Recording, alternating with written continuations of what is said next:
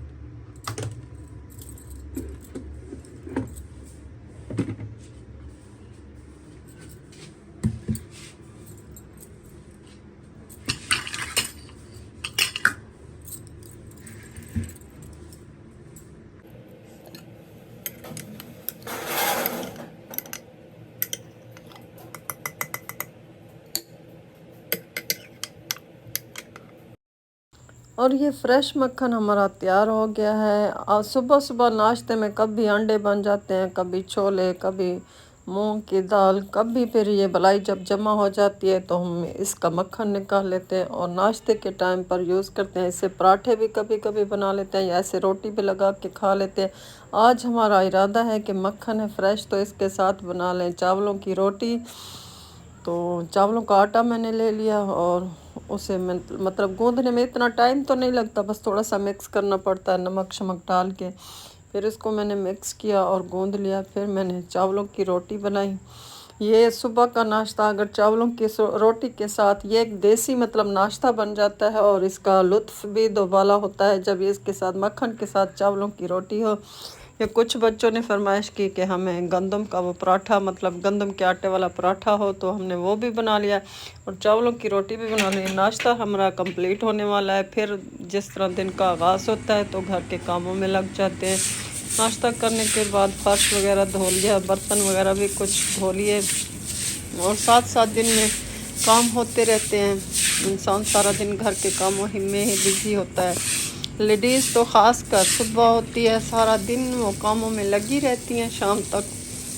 मर्द बेचारे बाहर जाते हैं काम करने के लिए, तो लेडीज़ घर को चमकाने में, दमकाने में, बच्चों के काम काज करने में मसरूफ़ होती हैं।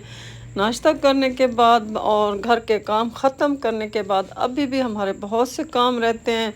तो पहले मैं जाकर कपड़े वगैरह इस्त्री कर लूँगी, क्योंकि मेरे बच्चे को रोज़ाना मैं कपड़े इस्त्री करके देती हूँ ताज़ा, क्योंकि वो जिस तरह वो यहाँ इस्त्री करके रखो तो वो फिर नहीं पहनता, उसके नखरे ही ख़त्म नहीं होते। इसके बाद फिर मैं दोपहर का सोचूंगी कि मैंने क्या बनाना है।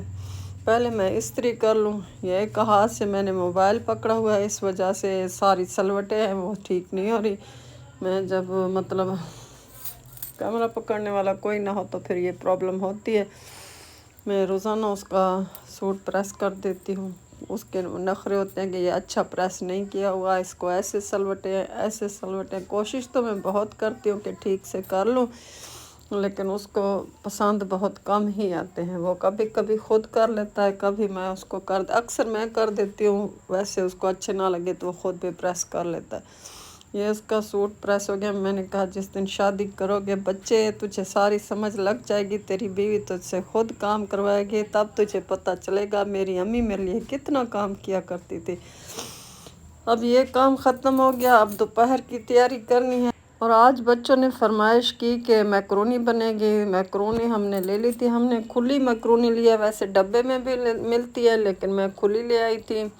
ये 1 किलो के करीब मैक्रोनी है, लेकिन मैं इसको आधा पकाऊंगी। इसके लिए पानी और थोड़ा सा घी, ऑयल मतलब ये थोड़ा सा नमक डाल के इसको उबलने के लिए रख दिया।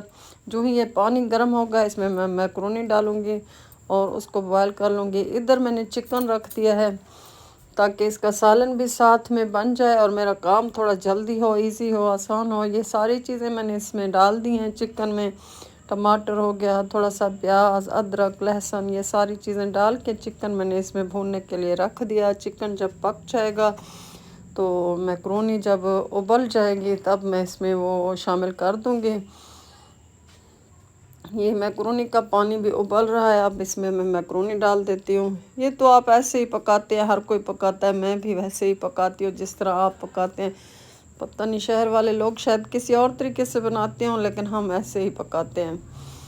तो इसको मैंने पानी में उबलने के लिए रख दिया है। ये तरीका भी आपको सच बताऊँ तो हमारे घर में कुकिंग वगैरह का इतना ख़ास वो कॉन्सेप्ट नहीं है। बस जो चीज़ जैसे समझ आती है हर कोई बना लेता है, हम कोई प्रोफेशनल कुक नहीं है। तो मकरोनी हम इस तरीके से पकाते हैं, सादा सा हमारा खाना होता है। इस वजह से तो मैं कुकिंग की वीडियो इतना शेयर भी नहीं करती, क्योंकि हमारी कुकिंग में जिस तरह लोग ऐसे प्रोफेशनल कुक होते हैं या उनके कुकिंग के चैनल होते हैं तो वो बहुत सी चीज़ें ये दिखा रहे हैं कि ये ऐड किया, वो ऐड किया। हमारा यही नमक मिर्च और थोड़ा सा घर का मसाला जो भी मिल जाए, हम अलग से कोई मसाला किसी चीज़ के लिए नहीं लेते। जो डब्बे पड़े होते हैं उन्हीं से काम चला लेते हैं। मेरे पास ये अचार गोश्त मसाला पड़ा था, ये जब मैक्रोनी बन जाएगी तो लास्ट में खुशबू के लिए उसके ऊपर डालूँगी। बाकी उसमें मैंने नमक मिर्च और वो चीज़ें डाल दी थी, सूखा धनिया वगैरह वो शुरू में सालन में ही डाल दिया था। तो अलग से मतलब हम इसके लिए कोई मसाला यूज़ नहीं करते। और ये खुली मैक्रोनी है, इसमें अलग से वो पुड़ियाँ शुड़ियाँ कुछ भी नहीं मिलते। ये बस मैंने अचार गोश्त मसाला थोड़ा सा खुशबू के लिए इसमें डाल दिया ताकि इसका टेस्ट भी अच्छा आए और खुशबू भी आए। ये मैक्रोनी हमारी बन गई है, अब इसको हम थोड़ा सा मिक्स करेंगे और मैं इसको दम पर लगाऊंगी। तो ये मैक्रोनी हमारा दोपहर का खाना बन गया है। जब बच्चे स्कूल से वापस आएंगे तो जिसको पसंद होगा, जिसको भूख लगी होगी वो खा लेंगे। इसके बाद दोपहर के खाने के बाद भी बहुत से काम होते हैं, सारा दिन ऐसे कामों में ही निकल जाता है। कभी किसी के घर जाना होता है, तो आज भी मैंने जाना है कहीं पर, तो आपको बताऊंगी। आप मेरी वीडियो के साथ जुड़े रहे हैं, लास्ट तक देखें। और यहाँ पर मैं आपसे एक बात कहूँगी कि जब कोई दूसरा दुख में हो तो उस लम्हे उसके दिल का बोझ ही सबसे भारी होता है। ऐसे वक्त में अपने तकालीफ का जिक्र करना गोया उसके ज़ख्म पर नमक छिड़कने के बराबर है। असल हमदर्दी यही है कि हम अपनी बातों को रोक लें और उसके दिल की दर्द को सुने, समझें और उसका सहारा बने। ज़िंदगी में बेशुमार मौक़े आएंगे जब हम अपनी तकलीफ़ बयान कर सकेंगे, लेकिन जो सुकून और हौसला किसी को सुनने से मिलता है, मतलब वो जिस तकलीफ़ में होता है वो अल्फाज से बढ़कर होता है। याद रखें, कभी कभी खामोश रहना और सिर्फ सुन लेना ही सबसे बड़ी मेहरबानी बन जाती है। तो आप लोग जब किसी की दुख दर्द सुनोगे तो आपको अपना दुख दर्द बहुत कम महसूस होगा। इस वजह से लोगों को ज़्यादा सुना करें, उनकी बात को समझा करें। तो ये छोटी सी बात थी आज की। फिर मैं चल पड़ी अपनी सिस्टर के घर, क्योंकि काफ़ी दिन हो गए थे उनसे मिले नहीं थे। यहाँ पर गवर्नमेंट ने बहुत से काम किए हैं। यहाँ पर बहुत सी सब्जियों के रेढ़े ठेले वगैरह हुआ करते थे और रोड के आसपास बहुत मतलब इन चीज़ों की वजह से तंगी होती थी। जैसे ये सवारियाँ वगैरह गुजर रही हैं तो हुकूमत ने वो चीज़ें हटवा दी हैं और यहाँ पर बेहतरी आई है। बहुत रोड साफ़ सुथरे हो गए और कुशादा भी हो गए हैं, जिस वजह से आने और जाने वाली ट्रैफिक का रास्ता भी कुछ आसान हो गया है।